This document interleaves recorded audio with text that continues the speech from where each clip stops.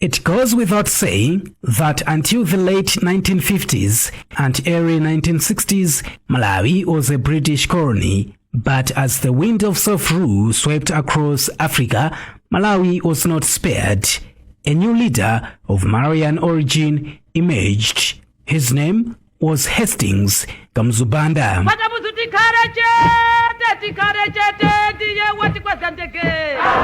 back home to break their stupid federation and to give you, my people, the Africans of this country, your own government and independence.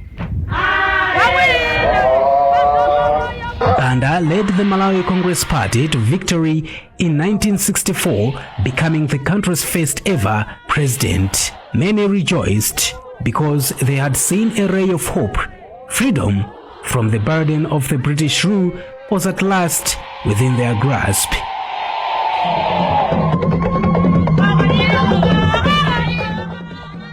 However, all was not rosy under Banda's rule, especially towards its end, as explained by Ririan Patel, acting president for the United Democratic Front, UDF.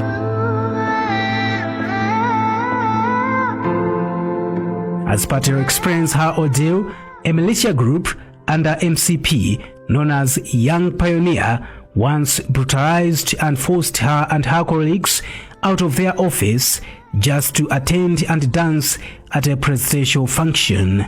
It was really bad. People were forced to do things. Like, for example, even women going to dance. It was by force. If you don't go, you get a punishment. The youth leaders will go all over. I remember I was working, walk around, coming offices, and why are you here? The president is here. Why are you not going? It was bad. Patel's claims are cemented by Selina Hussein, a 60-year-old woman from Sanje district, who at the age of 15 was forced to join the youth league tasked with selling party cards in her area and beyond. The one-party government was cruel. I was 15 years old when I was being forced to go and sell party cards without my parents' consent. They were being persecuted if they refused to allow me to sell the cards. We would go and sell the cards in marketplaces and water points. If we dared to refuse to do that, our parents were being punished. One time, my parents had to hide along the Shile banks when the party militia came for us. And to Joro Piri, a 76-year-old man from Cheo district, the one-party era was a period of endurance and survival of the fittest. The one-party government system was very cruel. They had youth league whose members were moving door by door at night, checking every household if all family members had party cards. If they found that you don't have a card, they could seize your property. So yes, he fought for our independence, but we had to endure his leadership.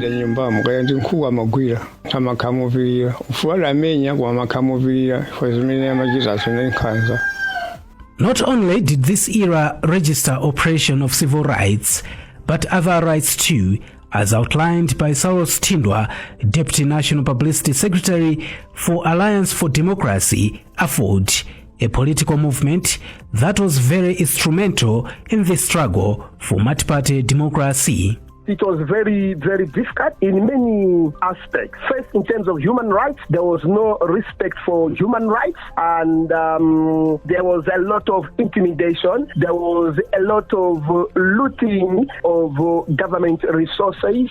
There was a lot of killings, a lot of torture, a lot of arrests, unnecessary political arrests. It was very bad and worrisome.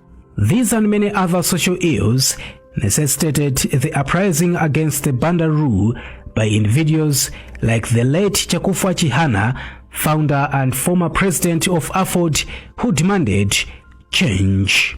It is now evident that most Malawians have decided that enough is enough.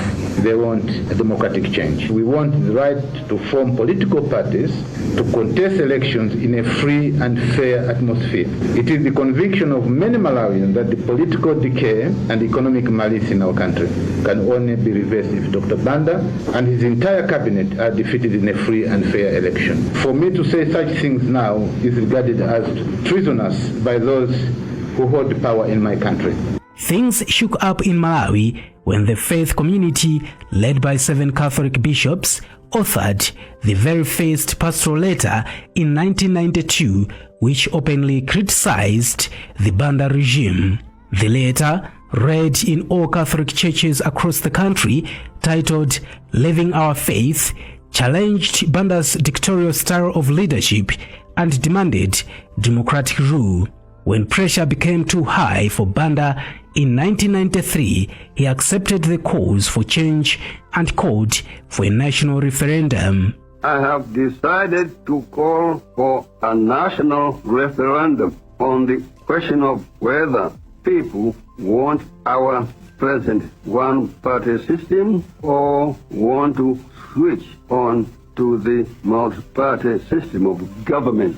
In 1993, Malawians went to the polls and voted in a referendum to end one-party rule and in its place adopt a multi-party system. The following year, 1994, the country held its first democratic elections, won by Bakele Muluzi and the UDF. Since 1994, Malawi has held 5 democratic elections, each one strengthening the country's commitment to democracy. However, the question remains, 30 years down the line, has the country achieved what it aspired to gain from multi-party democracy? Muluzi, the country's first democratically elected president, feels that despite achieving freedom of expression and other human rights freedoms, democracy has failed to address the widening gap existing between the rich and the poor in the country. When you look at the economy, the poverty profile of our people is still very, very high. The difference between the poor and the rich, the gap is so wide. That's my worry, because democracy is not about the human rights aspects. It's also what is it that we are doing for the people. So in that area, I think we are still lacking in terms of provisions of improving the wealth of the ordinary people. Muluzi's views are echoed by Mirwad Tobias, an economic expert who says the country has failed to make meaningful economic gains since the inception of multi-party democracy. The World Bank recently released a report which showed that 71.7% of Malawians are in poverty. The Ministry of Finance also released a report saying 91% of Malawians don't have a stable source of income. So high level of unemployment and highly vulnerable society economically. And the per capita income is actually less than 1,000. The Malawi 2063 10 years plan, which we call BLIP1, is targeting that we reach middle income status by 2030. But you can see that the economy is growing stantedly and the hopes are shut. But even the gap between the rich and the poor is wide.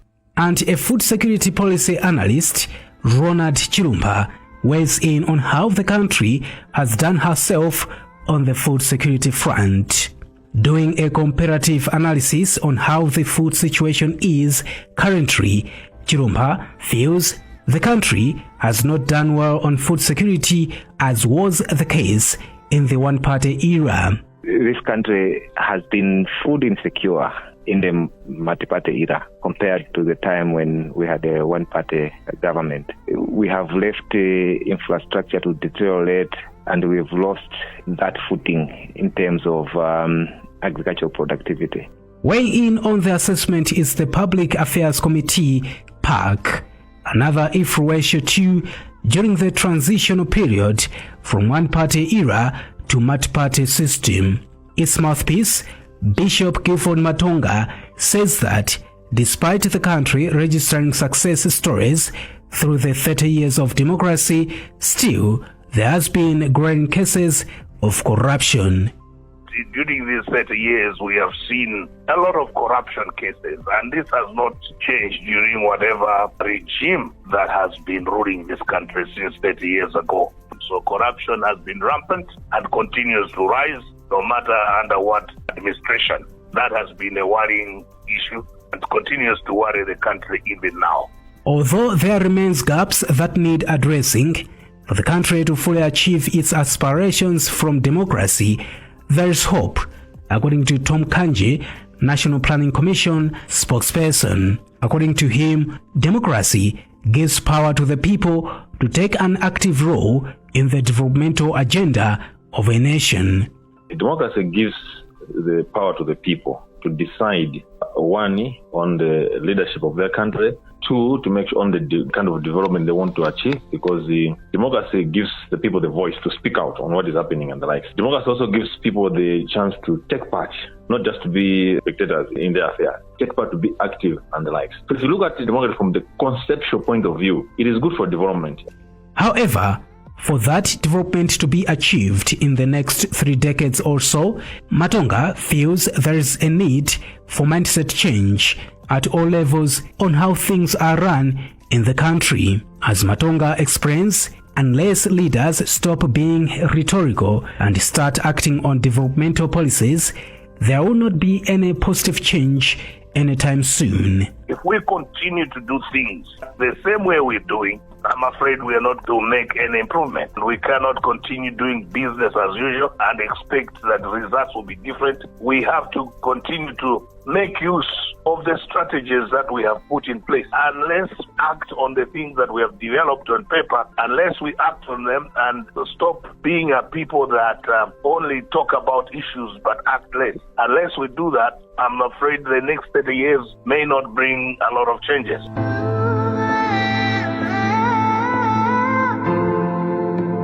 Malawi's journey to democracy is a testament to the power of the human spirit. From the darkness of perceived dictatorship to the light of freedom, this nation has come a long way. And as we move forward, we remember that democracy is a journey and not necessarily a destination. For Media FM News in Brante, this is Aubrey Kalumpa.